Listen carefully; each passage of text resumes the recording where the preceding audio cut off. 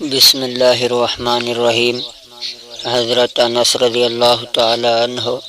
نبی صلی اللہ علیہ وسلم سے روایت کرتے ہیں، آپ صلی اللہ علیہ وسلم نے فرمایا،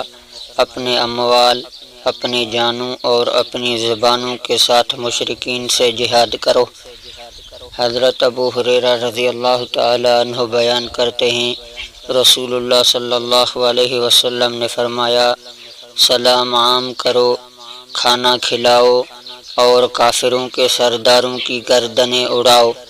تم بہشتوں کے وارث بنا دیے جاؤ گے۔ حضرت فضالہ بن عبید رضی اللہ عنہ رسول اللہ صلی اللہ علیہ وسلم سے روایت کرتے ہیں، آپ صلی اللہ علیہ وسلم نے فرمایا، اللہ کی راہ میں مورچہ بند ہونے کی حالت میں وفات پانے والے کے سوا ہر میت کا عمل ختم کر دیا جاتا ہے، مگر اس کے عمل میں قیامت تک اضافہ ہوتا رہتا ہے اور وہ فتنہ قبر سے محفوظ رہتا ہے۔ حضرت معاذ بن جبل رضی اللہ عنہ سے روایت ہے کہ انہوں نے رسول اللہ صلی اللہ علیہ وسلم کو فرماتے ہوئے سنا، جس شخص نے فوا کے ناکہ یعنی اونٹنی کا دودھ دوہتے وقت جب ایک بار تھن دبا کر چھوڑ دیا جاتا ہے اور پھر دوبارہ اسے دبایا جاتا ہے تو اس دوبارہ دبانے کے درمیانی وقفے کے برابر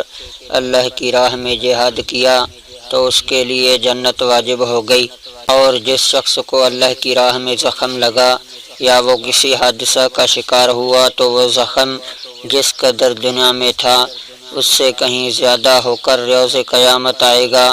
اس کا رنگ زعفران کا سا ہوگا اور اس کی خوشبو کستوری کی ہوگی، اور جس شخص کو اللہ کی راہ میں کوئی پھوڑا نکلا تو اس پر شہداء کی مہر و علامت ہوگی۔ خریم بن فاتق رضی اللہ تعالی عنہ بیان کرتے ہیں، رسول اللہ صلی اللہ علیہ وسلم نے فرمایا، جس شخص نے اللہ کی راہ میں کچھ خرچ کیا تو اس کے لیے 700 گنا تک لکھ دیا جاتا ہے۔ حضرت ابو امامہ رضی اللہ تعالی عنہ بیان کرتے ہیں، رسول اللہ صلی اللہ علیہ وسلم نے فرمایا، اللہ کی راہ میں خیمہ دینا، اللہ کی راہ میں خادم عنایت کرنا اور اللہ کی راہ میں اچھی سواری پیش کرنا سب سے افضل صدقہ ہے۔ حضرت ابو ہریرہ رضی اللہ تعالی عنہ بیان کرتے ہیں، رسول اللہ صلی اللہ علیہ وسلم نے فرمایا، جو شخص اللہ کے ڈر سے روئے وہ جہنم میں نہیں جائے گا حتیٰ کہ دودھ تھن میں واپس چلا جائے۔ کسی بندے پر اللہ کی راہ میں پڑنے والا غبار اور جہنم کا دھواں اکٹھے نہیں ہوں گے۔ امام نسائی نے دوسری روایت میں یہ اضافہ نقل کیا ہے، مسلمان کے نتنے میں کبھی بھی جمع نہیں ہو سکتے، اور انہی کی دوسری روایت میں ہے، بندے کے پیٹ میں کبھی بھی جمع نہیں ہو سکتے اور بندے کے دل میں بخل اور ایمان کبھی اکٹھے نہیں ہو سکتے۔ حضرت ابن عباس رضی اللہ تعالی عنہ بیان کرتے ہیں،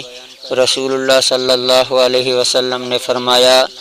2 آنکھیں جنہیں جہنم کی آگ نہیں چھوئے گی، ایک وہ آنکھ جو اللہ کے ڈر سے روئی اور دوسری وہ آنکھ جو رات کے وقت اللہ کی راہ میں پہرا دیتی ہے۔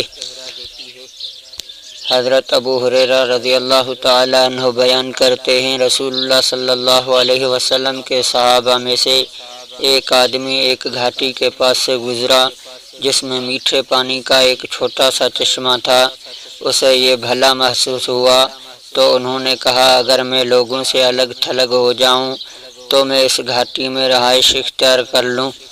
رسول اللہ صلی اللہ علیہ وسلم سے اس کا ذکر کیا گیا تو آپ صلی اللہ علیہ وسلم نے فرمایا، ایسی خواہش مت کرو، کیونکہ تم میں سے کسی کا اللہ کی راہ میں ٹھہرنا اس کا اپنے گھر میں 70 سال نماز پڑھنے سے بہتر ہے۔ کیا تم پسند نہیں کرتے کہ اللہ تمہیں معاف فرما دے اور تمہیں جنت میں داخل فرما دے؟ اللہ کی راہ میں جہاد کرو۔ جس شخص نے فوا کے ناکہ یعنی تھن سے 2 دفعہ دودھ نکالنے کے درمیانی وقفے جتنا اللہ کی راہ میں قتال کیا تو اس پر جنت واجب ہو گئی۔